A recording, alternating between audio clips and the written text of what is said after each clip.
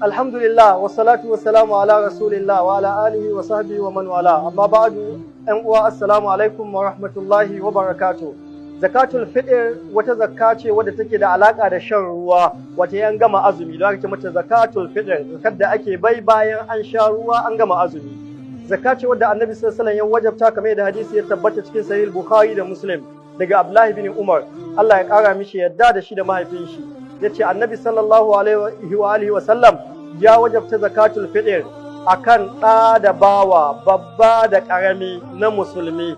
Ya wajabta ta sa'i ake bai na dabino ko sa'i na sha'ir ko sa'i na abinci.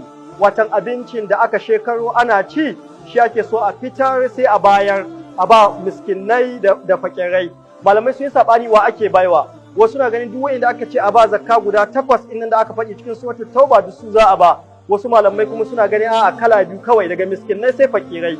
Su kawai ake ɗaukar wannan zakka a bayar, wato su ne mabukata wanda baya da shi gaba ɗaya da wanda yake da shi abin da yake da shi baya isa shi. Me ake fitarwa? Kamar yadda muka faɗi ana fitar da abincin da aka shekaro ana ci. Ana ba da wannan zakkan ne tana magani guda biyu, kamar yadda hadisi ya inganta cikin sunan Abi Dawuda. Na farko tuhuratan lisa'ib, tana tsarkake mai azumi daga yasassan magana da ƙananan zunubai da yayi.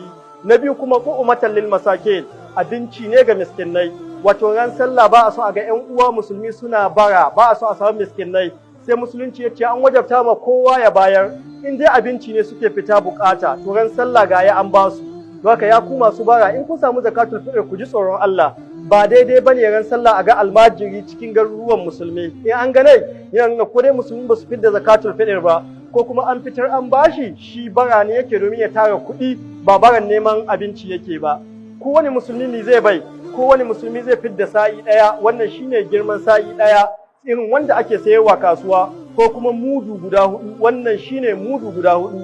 Idan za a bayar za a cika ne, za a cika mudu, za a cika sa'i ɗaya ne, in mudu ne kuma za a cika mudu.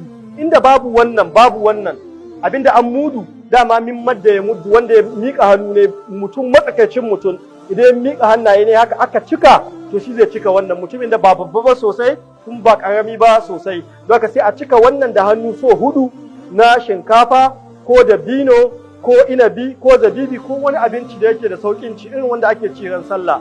Za a iya bayarwa da gero, wanda baya da komi sai gero zai iya bayarwa da gero, to amma ya san makasudin yin ta domin a samu abincin sallah, kuma ba a cika yin abincin sallah da gero ba. Wani irin mutum ke bayarwa? Wanda ke da wani nau'in dukiya, wanda yake da abin da zai ci abin da ya rage shine nisabinta. Wata in gidanka akwai abin da za a ci na sallah, wani abinci ya rage, to wannan abincin shine abincin da za a fidda zakatul fitr da shi.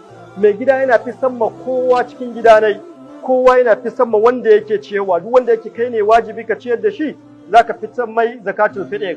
Har jariri in akwai, in dai an haifi jaririn kafin rana ta faɗi ran azumi na ƙarshe, to za a fi san mai zakatul fitr.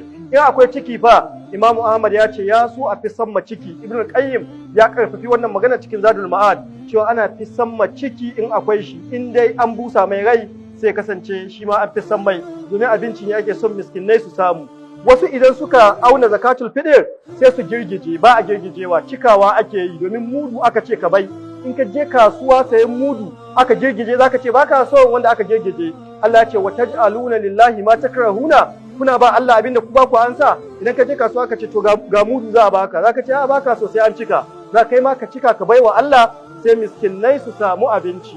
4 da wannan ko kuma 1 da wannan, Allah ya karba muna, Allah ya sa mu yi saboda shi. Ana bada ita ne kafin a je sallah. Yanzu da ake COVID-19, yanzu mutane suka fi tsananin bukata. Zaka kana iya kila ma in gidanka buhu ne za a saye, an auna kowa ya kama buhu, sai a sai buhu ɗaya a ɗauke shi da yake aje a kai ma bayan Allah masu bukata. Kamar yadda Allah ya ce qad aflaha man tazakka wa zakara rasma rabbih fa salla, lalle wanda ya fidda zakatul fitr ya ambaci ubangiji ne hanyar zuwa idi kuma ya sallah idi, lalle ya samu babban rabo. Allah ya samu babban rabo. Allah ya kaɗe ibadunmu. Wassalamu alaikum wa rahmatullah.